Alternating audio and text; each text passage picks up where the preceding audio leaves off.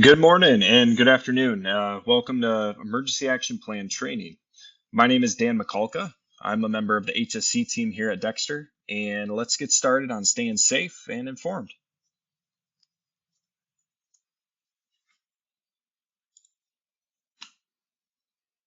There we go.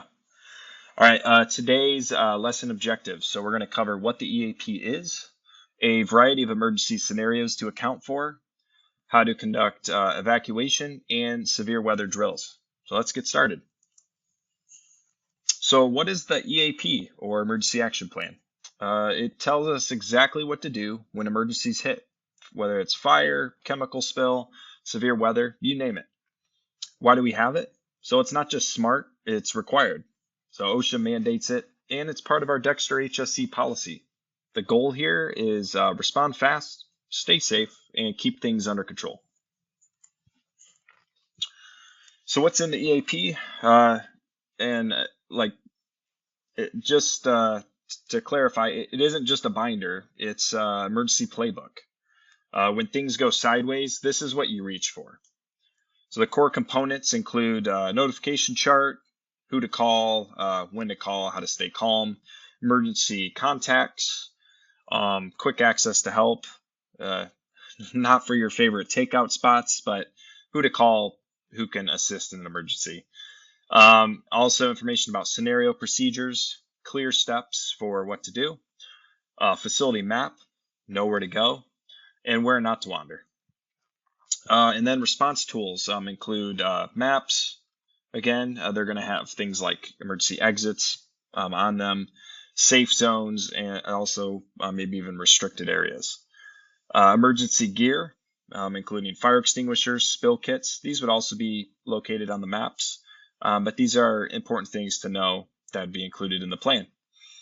And then hazard zones, areas requiring special training or PPE. And then the emergency response team, or ER team. This team is trained to lead the charge whenever there's an emergency. They run the incident command center, and they are the calm in the chaos. So now looking at facility maps, these are emergency maps. They're posted in every break room across the Albion campus. They're included in the EAP as well. And if you don't see one, be sure to ask your supervisor. Know your nearest exit and rally point. So rally point is that green sign at the bottom. Also on the map, it's on the right side. These are going to be in your parking lots areas. That's where you would meet in the event of emergency where we had to evacuate the building. Reminder here is only use fire extinguishers if you are trained. If not, evacuate safely and assist others how you see fit.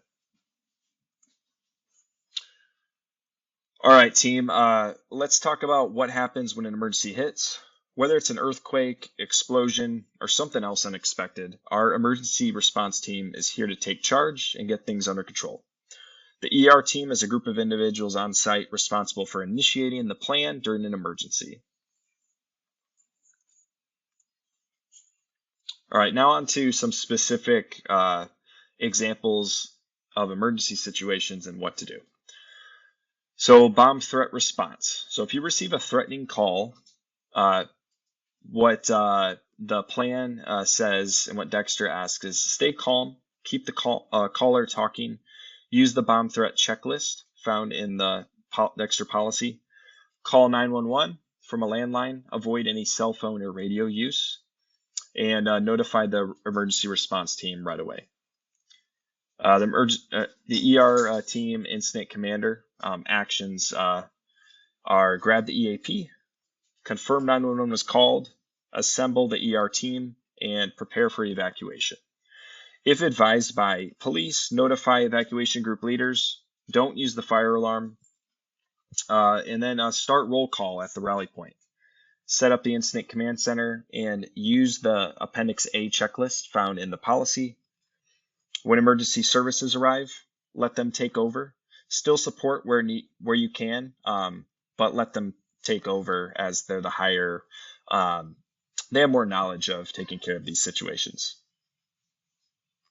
And then just to wrap this all up, stay calm, follow the plan, and communicate clearly. That's how we stay safe. All right, earthquake. So if you're inside, some reminders here for an earthquake response. Drop cover, hold on. Be sure to get low, protect your head, and stay put.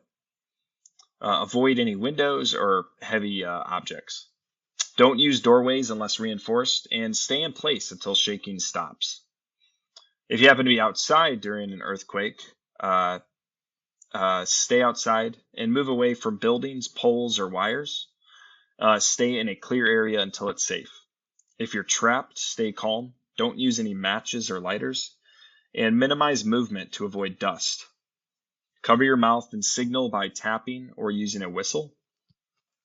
And then regarding the ER team, grab the EAP, confirm 911 was called, evacuate once shaking stops, then begin the start triage process, which just means to prioritize people with more critical type of injuries from the event. Group leaders, you then work with group leaders to provide a roll call, and then you set up the incident command center and follow the Appendix A checklist. When emergency services arrive, let them take over and support them how you see fit. Earthquakes strike without warning, so stay calm. And although there's a very low risk of earthquake in Indiana, still follow the plan, be aware of what the plan is, and work as a team to get through it safe. Fatality or serious injury. So this is something that we hope we never have to experience, but we know that these types of things can occur, so it's best to understand how to proceed should we need to. So who to notify? So inform the plant manager immediately. Headquarters then will be notified from leadership, along with the HSE manager. Family is notified first, then staff, and that means family of the employee involved. And then OSHA notification is handled by the headquarters HSE if required for that event. Another team that assists in these types of situations is the FST team or Family Services team. This would include the plant / department manager, HSE representative, and HR rep. They support the family during this time. They collect personal items, coordinate counseling, and final pay details. Incident investigation. So secure the area and restrict access. Only trained personnel are allowed to clean up any biohazards associated with events. Interview witnesses respectfully and immediately if possible. Wait for external investigators before restarting any operations in that area. Medical waste.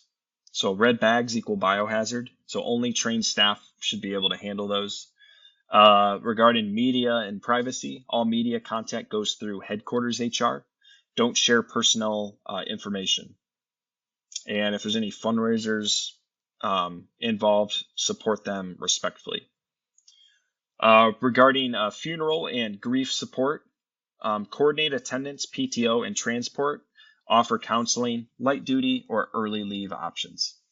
Pair up team members for emotional and safety support. And this portion would be handled by HR. And then just to wrap this whole slide up, handle with care, respect, and teamwork. Support each other every step of the way, as you never know how people are going to respond in these types of situations. Okay, on to power outage response. So when lights go out, stay at equipment only if it's critical and safe. Everyone else head to the common area, such like a break room. Gather in a safe spot for communication and safety, no wandering around. Leaders will be communicating to, depending on what building you're in, where this would be. Maintenance contacts the power company. They wait for updates before making any further decisions. They inspect equipment before restarting, follow normal startup procedures, and be sure to report any equipment that powers up automatically, as this could cause other issues downstream, potentially. And notify maintenance and HSE immediately.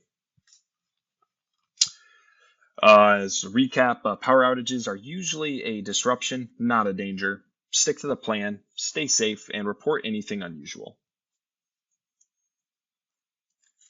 All right, spill response. Talking about oil spills, chemical spills, etc. So step one, report it. So notify your supervisor immediately. Do not ignore it or try to handle it solo. Be sure to report it. Step two, follow the SPCC plan. This stands for the Spill Prevention, Control, and Countermeasure Plan. It outlines how we respond to spills. It's available as well in the HSE office. It's part of this training. Step three, use spill kits. Spill kits are located at the dock bays, near battery stations, and the hazmat building porch. Use the right tools, and if unsure, be sure to ask. Step four, facility managers lead. Managers handle containment using proper materials. Please don't guess. Get guidance if unsure. Spills require quick, safe action. Always report, follow the plan, and use the right gear. When in doubt, speak up. Terrorist threat response. So again, this is another one that we hope never have to deal with, but it's good information to know just in case in the event of something like this were to take place. So if a threat is received, take it seriously, whether it's via phone, email, or letter, and then immediately notify the following stakeholders, right in the middle of the slide there: police department, HSE manager, and company president. Don't investigate or share any information online, just report it. If evacuation is ordered, follow the bomb threat procedure. No alarms, just calm, organized movement. And we don't expect this, but we're prepared. Stay calm, report quickly, and follow the plan. When in doubt, ask. Safety comes first. Vehicular or vehicle accident response. If you're in a company vehicle, this is the process. So if you're in an accident, you're in a company vehicle, call 911. Report any injuries and get a police report. Use the accident reporting kit, should be found in the glove box of the vehicle. Includes forms and instructions. Notify the fleet department, and they'll guide you with next steps. Do not admit fault, just stick to the facts and let the professionals handle it. So accidents, as we all know, are stressful. Stay calm and follow the steps. Let the kit and the team support you. The glove box kit is more than just a filler. It's your go-to tool for a tough moment. Workplace violence, active shooter response. So if a threat occurs, what do we do? Call 911. Give clear information to dispatch. Describe the person involved. Any information is helpful. Share their location. Evacuate if safe. Otherwise, shelter in place. This includes locking doors, staying quiet, staying hidden. And once safe, call the HSE manager. And examples of direct threats to report immediately include physical fighting or property destruction, suicidal or homicidal statements, threats to harm others or get a weapon, and displaying weapons or out of control behavior. Emergency response team, incident commander, action would be grab the EAP, set up an incident command center if safe, stay in contact with police and the HSE manager, and provide updates or evacuate if possible. We hope it never happens, but if it does, stay calm and act quickly. This plan can save lives. All right, now looking at just the general evacuation procedure. So some examples of like major emergencies that would force us to have to evacuate include large explosions, which cause building damage, or fires too big for an extinguisher to eliminate, major gas leaks from broken lines or equipment. And that's just a couple examples. So what we want to do is pull the alarm at the nearest station if you happen to see one of these emergencies, and then call 911. So this should be done by one of the supervisors or managers present. Report the emergency, share the building address, 500 South 7th, in Albion, Indiana, and confirm that the evacuation is underway. If safe, be sure to shut down your equipment properly, or at the least use an emergency stop, whether it's the pull cord or the red button. For sprinkler valve operators, ensure valves are left open so the emergency systems can work. Then evacuate. So use the nearest exit and go to the rally point. Again, the rally point, as seen on the map, is that green sign with the people on it in white. Stay low if there's smoke. Check doors with the back of your hand. If it is hot, then find another exit. After the event, inspect equipment before restarting the equipment and check for any damage or issues. Stay calm, act fast, and help others. Following this plan keeps everyone safe. To continue on with regarding evacuation, here's some do's and don'ts. So do go directly to the rally point location. Do wait for the official all clear from management.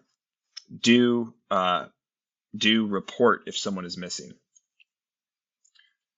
Now do not re-enter the building prior to the all clear. Do not grab personal items prior to going outside. Do not go to your car, and do not run or panic, as especially with running, you could cause yourself to get hurt, or you could injure someone along the way. After the all clear, fire department gives the go-ahead. Management will notify the team leaders to re-enter, and all will be good to go. Severe weather response. So weather risks include tornadoes, ice storms, high winds, flash floods, and heavy snow. Monitoring and alerts. So this would be taken care of by the HSE manager, who monitors conditions and alerts the team via phone calls or possibly intercom announcements. They listen for the announcement the teams listen for the announcement to take shelter, shut down equipment if time allows. They may utilize the emergency stop if needed. Go to a designated shelter area, which is the restrooms in all of our Albion plants. And if the shelter happens to be damaged, evacuate it only when safe to do so. Weather can be unpredictable. Our response shouldn't be. Follow the plan, stay alert, and ask questions if unsure. Safety is a team effort, and make sure you're informed. So taking a little deep dive at some more specific examples. So in the event of flash flooding, tornado, high winds, heavy snow, etc., looking specifically at flash floods first, this if it were to occur, likely would only affect the building 1 on the north side, as they're well aware of this issue. So in the event that we are going to get a lot of precipitation, HSE manager would monitor and alert the plant manager, so they're tracking to this.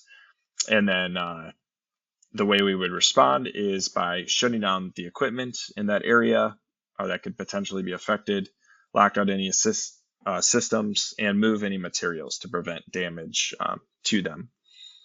Maintenance would call the city or a vendor for support, and then start any pumps if needed. Plant manager would ensure buildings respond appropriately, and the HSE manager would confirm notifications and begin recovery planning. After the flood, inspect equipment before restarting. Because water and energy together don't mix. They create danger.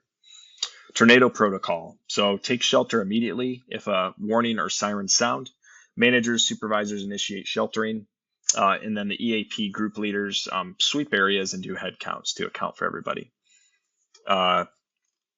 Steps here: announce shelter over the intercom, shut down equipment if time allows, and then go to the designated shelter areas, the restrooms. Stay until the all clear is communicated. Evacuate only if the shelter is damaged and it's safe to leave that area. If outside during a tornado, lie in a ditch and be sure to cover your head.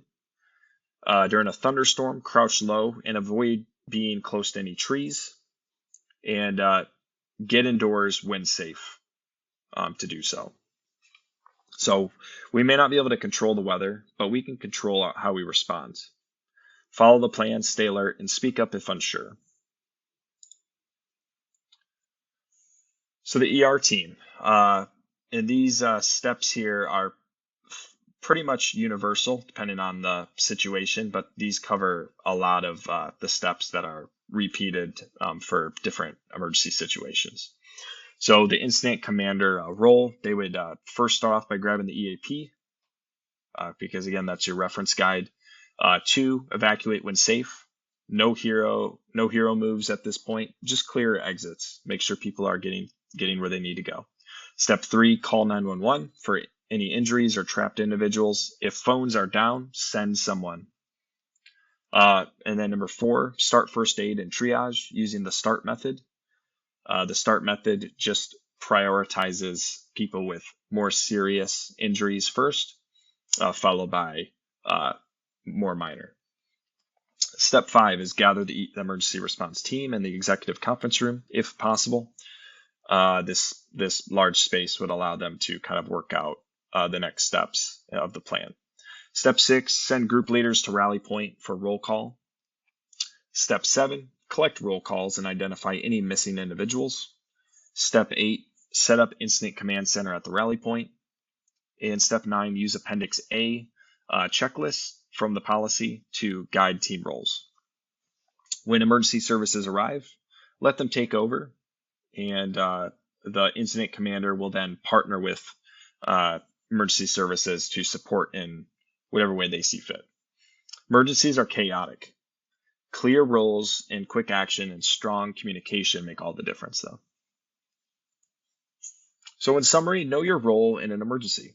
Follow the emergency action plan, evacuate or shelter safe during severe weather, and understand how the emergency response team leads and supports during critical situations. Stay alert, stay calm, and work together to keep everyone safe. Thank you for your attention and commitment to workplace safety. By understanding and following the site EAP, you help protect yourself and your coworkers every day. Stay safe and do not hesitate to reach out if you have any questions. Thanks, team.